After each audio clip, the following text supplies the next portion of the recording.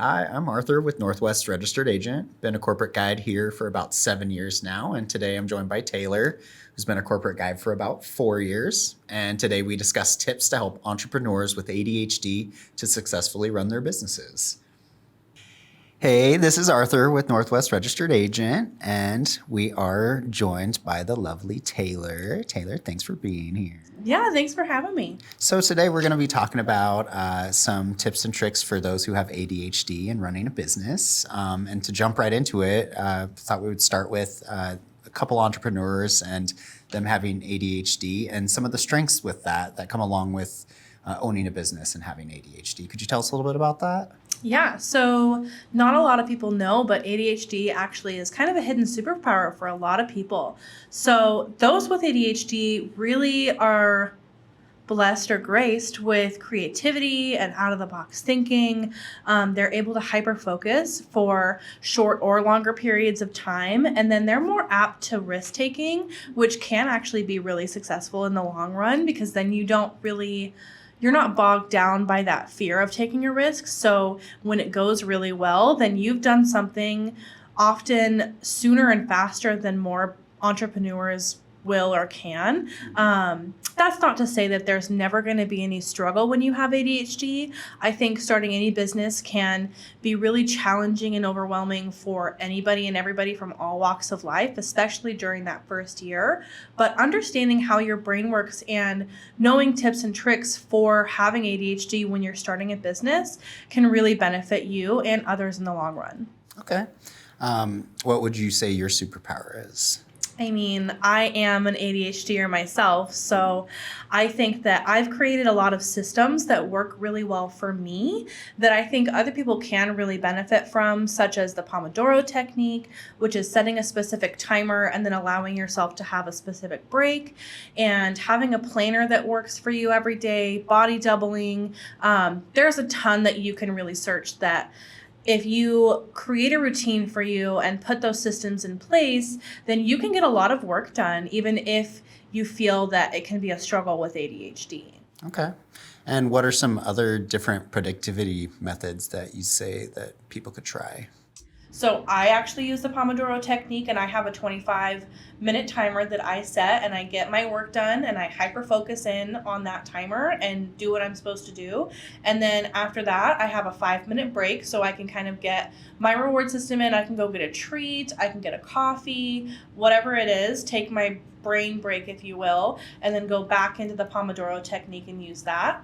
Having like a phone calendar or a productivity app can be really helpful. Like I mentioned, body doubling is really beneficial for a lot of people. So if you are starting a business with a partner, you can ask them, hey, can you be my accountability buddy? That way you can work together. Or if you both work from home, you can set up a Zoom call to really have that accountability and body doubling setup. So when you see them working, it motivates your brain to do the work. Really setting up a routine and a plan for your brain and your day, saying, hey, Monday, Tuesday, Wednesday is going to be my business day. That way you're separating some of your needs days and your wants days into specific categories to make sure that you're getting your work done on the days that you set aside for that. True. Well, and it's nice too if you're your own boss, you get to kind of set your own schedule and work on your own time and things like that too. So, no, that's great. So we've talked a little bit about getting work done that's more difficult with ADHD. Could you maybe explain what's behind that? Yeah, so ADHD is actually an interest-based nervous system. So you're really motivated when you have ADHD to get something done when you're really motivated to do it. So if it's really interesting to you, or it's a passion project, or it's challenging, that motivates you to do something rather than just knowing like, oh, I need to get this thing done, but I don't really want to do it. You're not as likely to do it because you're not getting the dopamine release from doing that passion or the project that's not as much of a passion project. So if you set a deadline for something that's realistic and attainable for you, and you break down a project that you know you need to get done, even if you don't necessarily want to get it done, if you break it down, then you can process the goal and really take the first step and it's not so overwhelming so that you can actually get the project done. That's where that body doubling comes into play as well, because you see somebody working, it motivates you to do that work and it makes it more interesting for your brain so that you're more apt to get your project done. Okay. So what if someone, let's say, finds themselves struggling to stay motivated in general? Like what would you recommend they should do to kind of get that spark going again to keep their business running? Yeah, I would definitely introduce the reward system to yourself. So for me, if I have a project that I need to get done and I'm not really motivated to do it, I'll say, okay, I know I need to get this done. I need to introduce a reward for myself, which will be like coffee or a treat or lunch with a friend, whatever it is that works for you, so that I'm getting that project done, looking forward to the end goal, because I know that when I'm done with my project, I can have a reward and give myself a little treat. So if I really need to create a business plan for what I want to do and set up and I'm not super motivated, I'll break it down. Then I'll say, okay, when I'm done with this part of creating my business or setting up my LLC, then I know that I can have a little treat after. I can watch a movie with dinner at night, whatever it is. Mm-hmm. What would you say is your reward? I mean, I would choose cheesecake probably, but... Oh, cheesecake's a good one. Yeah. I'm a tiramisu girl. Okay. But nice. caffeine every day. Yeah, that agreed. That's my motivator. Agreed to that. So, so what are some other techniques that people could use to stay focused, would you say? Yeah, you can automate and delegate your tasks. So if you have a big work desk full of stuff that you need to get done, and your business partner or a friend, anyone you have that is a support system for you that you trust, you can say, hey, I have 8 projects that I really need to get done by Monday. I can't really do this one and I need to delegate it. I know that this is something that you're passionate about. Would you mind taking this over for me? Do you have the capacity for this? And if there's someone who is really interested in helping you get your work done and they understand who you are and how you work, then they might say, yeah, I can do that. I have an open week all weekend. I can take that on. Let me handle this for you so that you can do your other important tasks.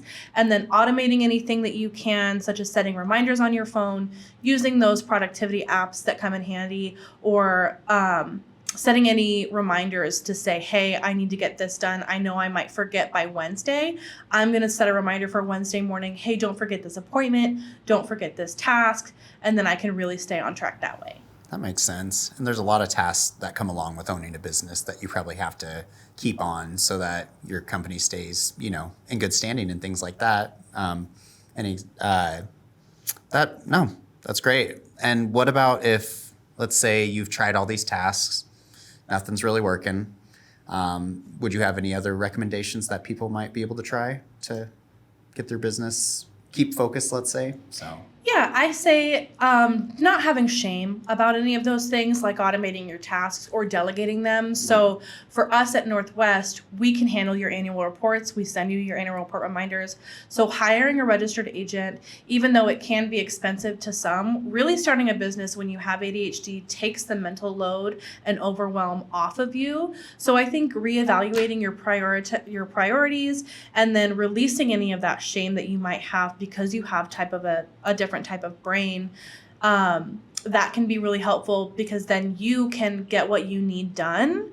Even if you're delegating it to somebody else, there's no shame in that. And hiring an ADHD coach or a business coach, that can be really beneficial to you in the long run, because then you have somebody that their job is to help you in your life and in your business to get all those tasks done, and to delegate those and to help you say, hey, this actually needs to be a priority first. So let's get this one done first and then move on to the next, can be really beneficial. So not having any shame or guilt tied to needing to delegate is going to be really beneficial. Okay.